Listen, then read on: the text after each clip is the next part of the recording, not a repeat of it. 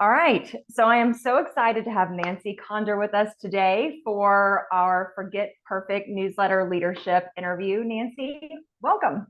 Hi, good afternoon, everybody.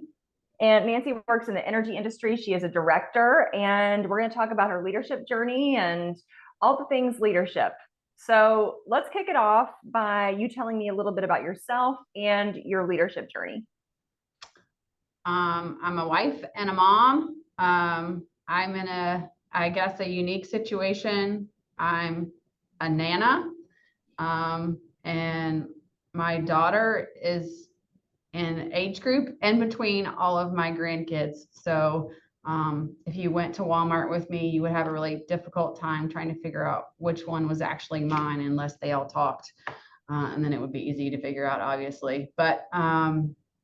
And I've been on my leadership journey. Oh, this sounds terrible. For almost 25 years now. That's frightening.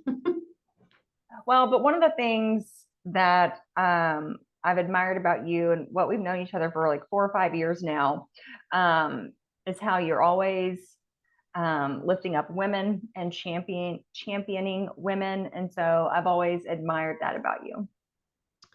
Well, thanks. I appreciate that.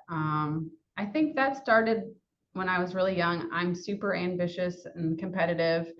And girls can be mean. I Like, know. and I used to swim in high school and college, and I was always swam in the boys' lane because I was faster than all the girls in my high school team. And they weren't always nice about it. And my parents were both teachers. So kids aren't nice when your parents are their teachers in school sometimes. So it just worked out. And I remember all those things from high school, and I didn't want anybody else to ever feel that way. So there's no reason to be like that. So life's too short, and you should always be nice. Yeah.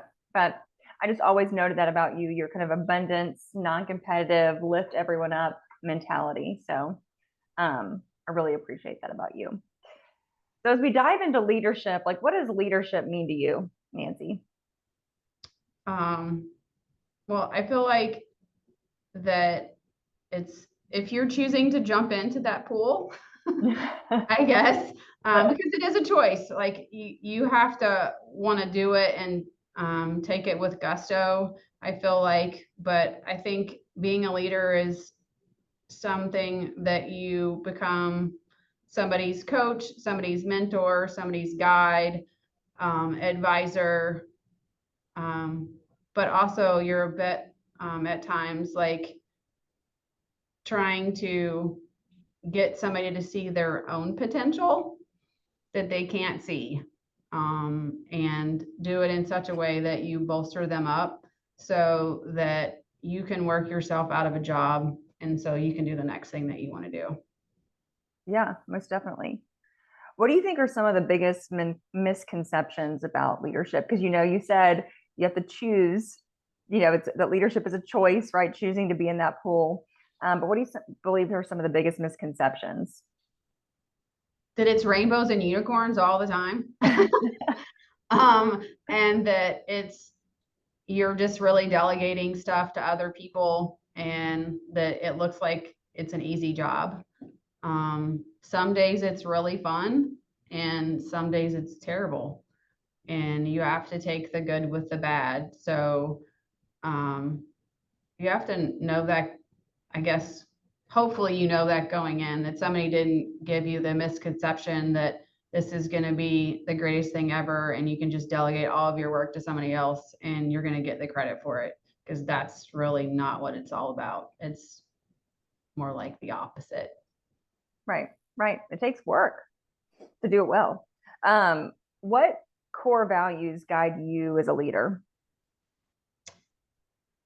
um, I would say trust and transparency. I'm a super honest person, so I expect that. I also have a very small circle of friends. I feel like um, you're in the circle of trust, Yeah. right?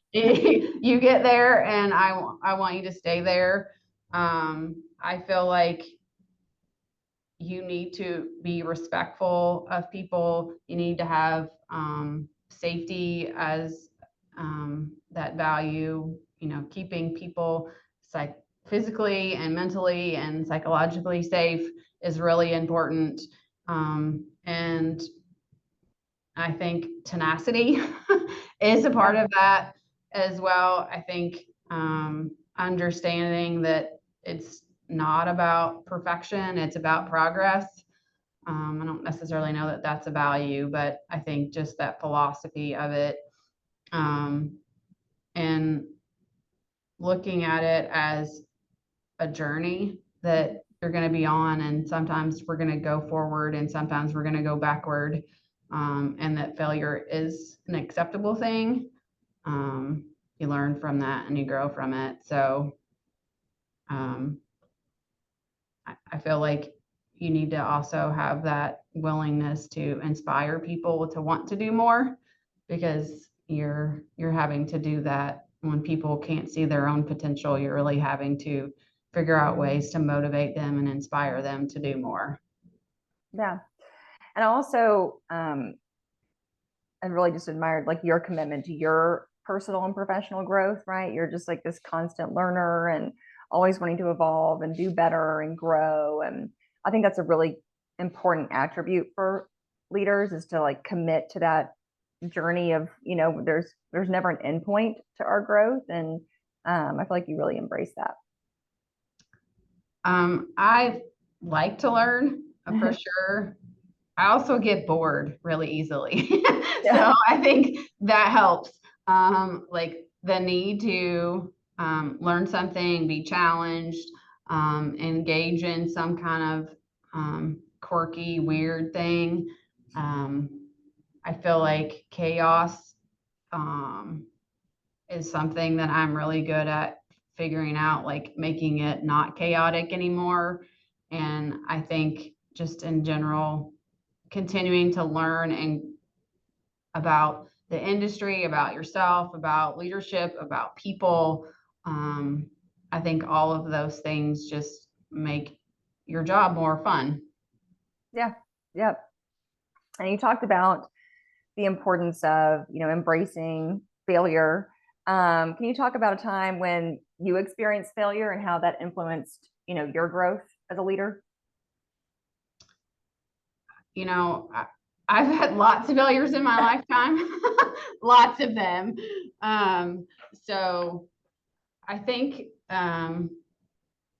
just in general, I worked in pharma for a part of my career, and before I came to the energy industry, and I worked all the time, and I really, really wanted this position as an associate director. And I was hired into that company basically being told, you're taking this job, but we are planning for you to have this one. Mm-hmm. And it was worded in such a way that it was almost like it's going to be a given. And I'm like, okay, it never works out like you think it's going to work out. Right? There's always some little quirky thing that happens in it. So I really, really wanted that job. But I went to the interview and totally came out of it thinking there's no way I'm going to get it. Like the questions that got asked, I didn't have answers to. I wasn't prepared in a way that I should have been. And I didn't get it. And I think it was a turning point for me to reevaluate what I really wanted. Yeah.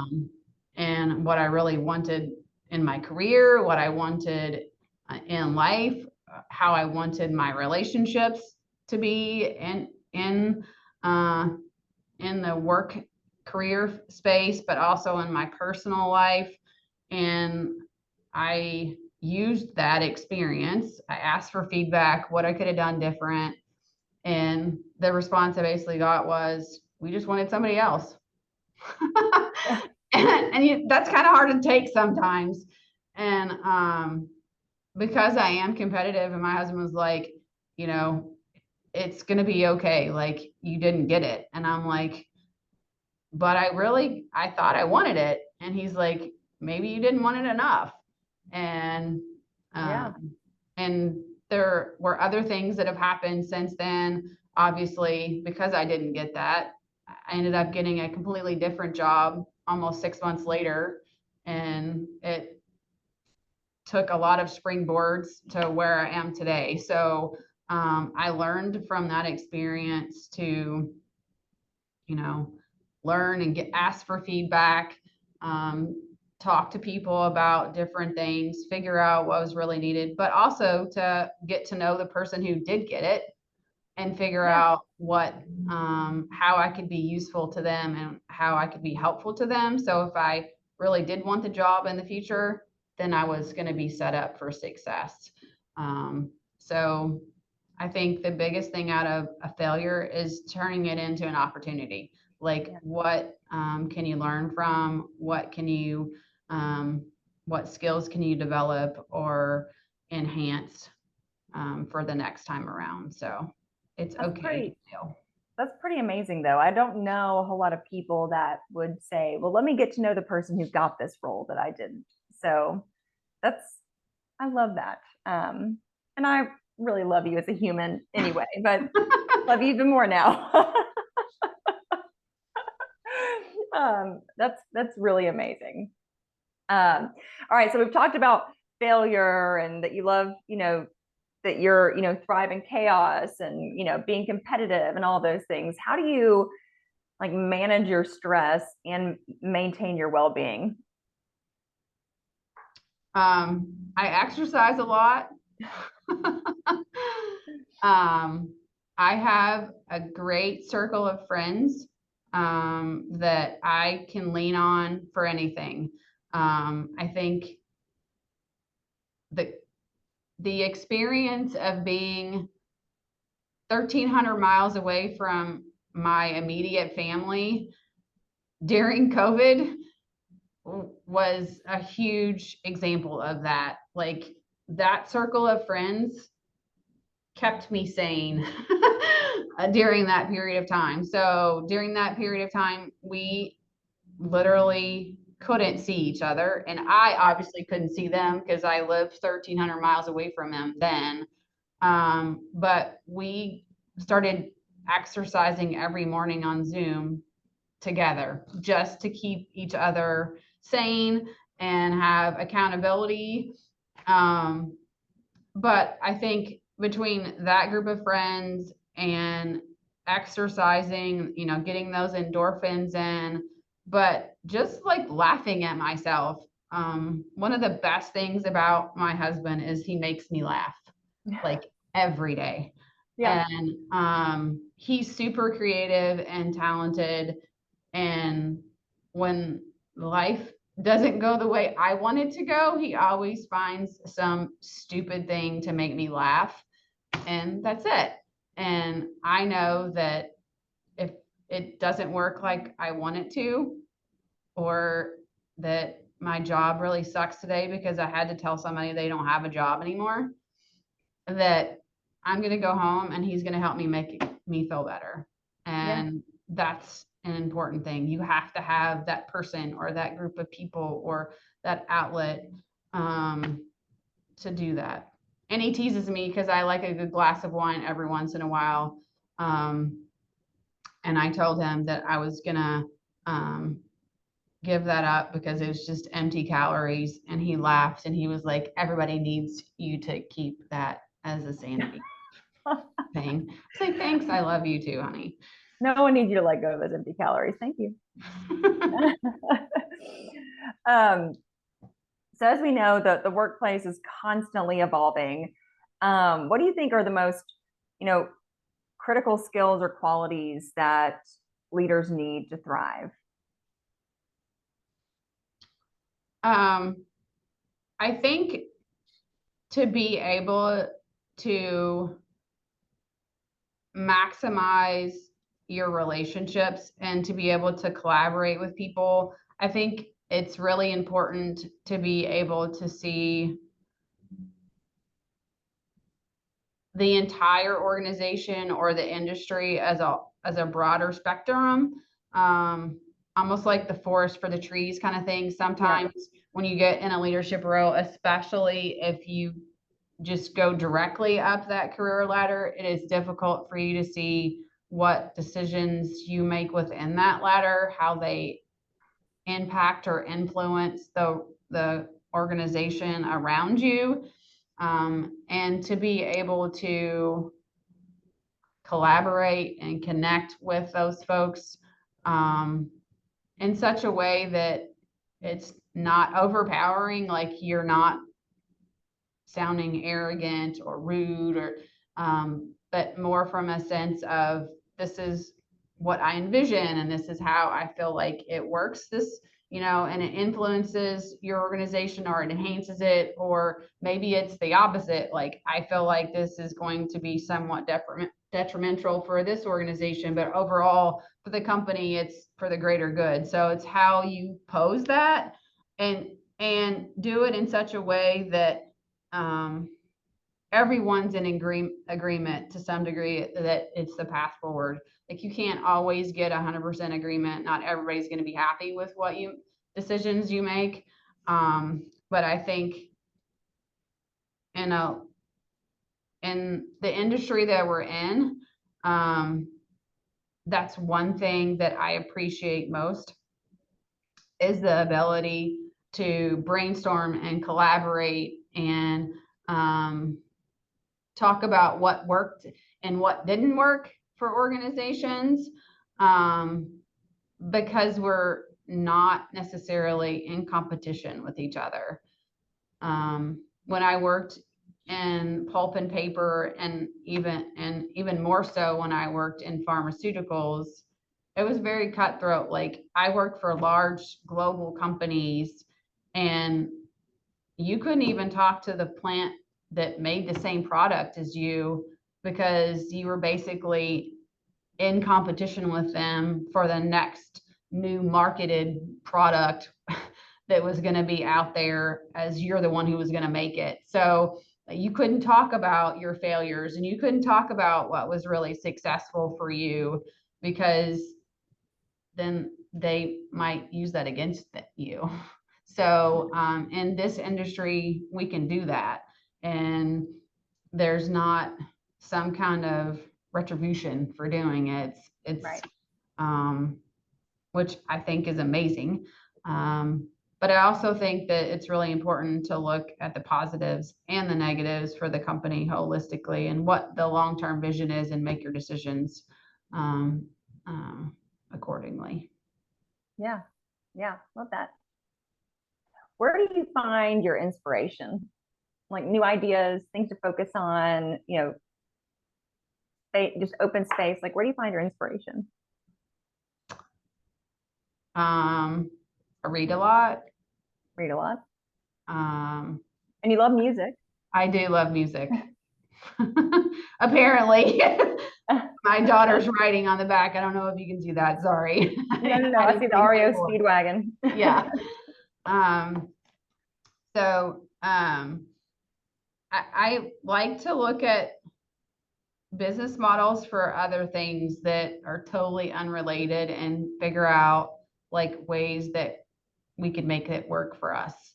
I think gleaming from examples from other regulated industries is really important for us. I feel like, studying things like how successful Starbucks was, or what happened to BlackBerry, and how did we get, the Nike shoes that we have. Just that documentary I watched on Michael Jordan and his shoes is amazing to me. So I think just looking at different things in life and then sitting down and figuring out like, how can we make that work? And then start bouncing ideas off people, like asking different stakeholders within our organizations, whether they're leaders or individual contributors, just like, what if we did this? Like, would that be like super weird? Like, how can we make that work? And start to just plant seeds with people and see Right. kind of what sticks and what doesn't. Yeah. Yeah. I love that. So you talked about like one of your values is trust and transparency. And I'd love to just talk about some of our work together because I feel like we've done a lot of work and focused on trust and psychological safety. So I'd love just to, like, what do you think the impact has been? I mean, I know that we just started some of this stuff in the spring, but even just, I feel like there's been ripple effects even in the short time that we've really started emphasizing trust and psychological safety. Well, I feel like just in general, the team, it just has a different feel when they're together. Um, I guess I've really been the leader of this organization for 2.5 years now, and it has evolved a lot in those 2.5 years.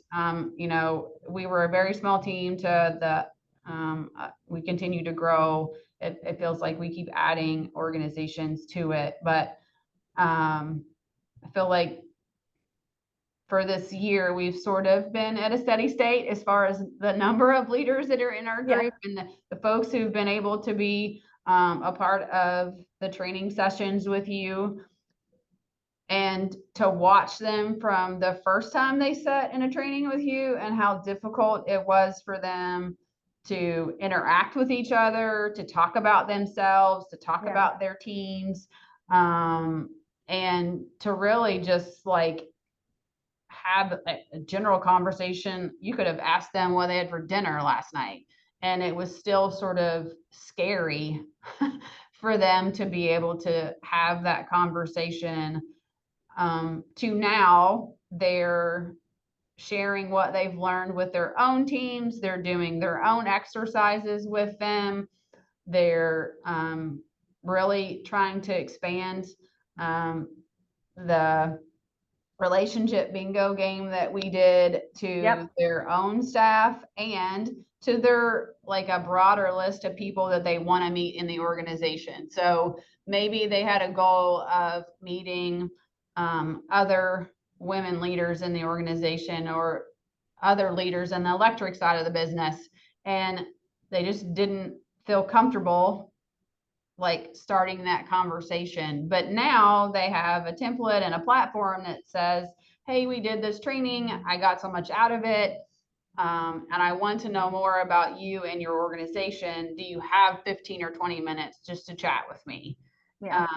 And I think it has made them more confident in themselves and more confident in what we're trying to do from an organization going forward, and their attitudes about it are more of excitement, and they're willing to be the first person to go and talk about where they are in their organization and what things that have been super successful and what things didn't work so well for them and what things were really ugly about the last 6 months or 3 months that since we've talked to each other in person, where I'm not really sure if we hadn't done all of those things as stepping stones and foundational Yeah. things, that they would be as successful as they are today.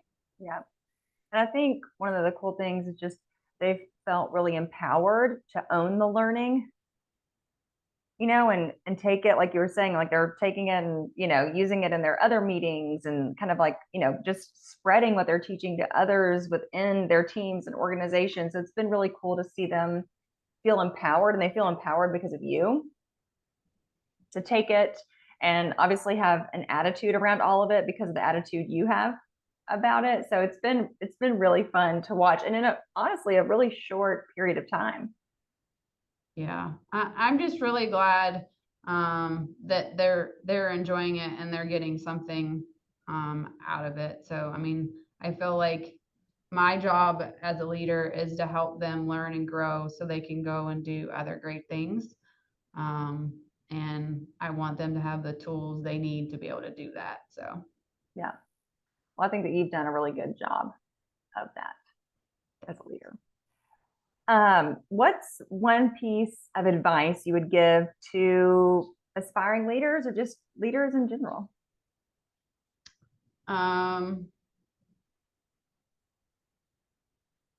Don't forget to be yourself. Like,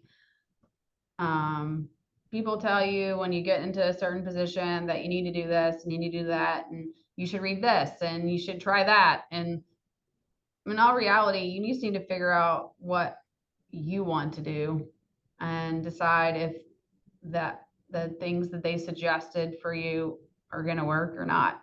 I mean, Yeah. I read all kinds of things, and I last year I tried to read this book on strategy. It was like ranked like #1, I think, on the bestseller list. And I can read just about anything, but that was like pure torture. Yeah. And somebody said I should read it, and I'm like, I'm really, really trying to read this and to get something out of it, but I can't. Like, and I went back to the person and I was like, okay, this is what I've learned. I can't read this book. It's not for me to read, and I will try these other things, and I've done these things, and I've listened to this podcast, and I've tried these tools, and they seem to be working, but this book is not helping me. Yeah. And I think it's okay to say that, like, you're being you. Like, don't try to be something you're not, and be willing to stick up for what things are really important to you.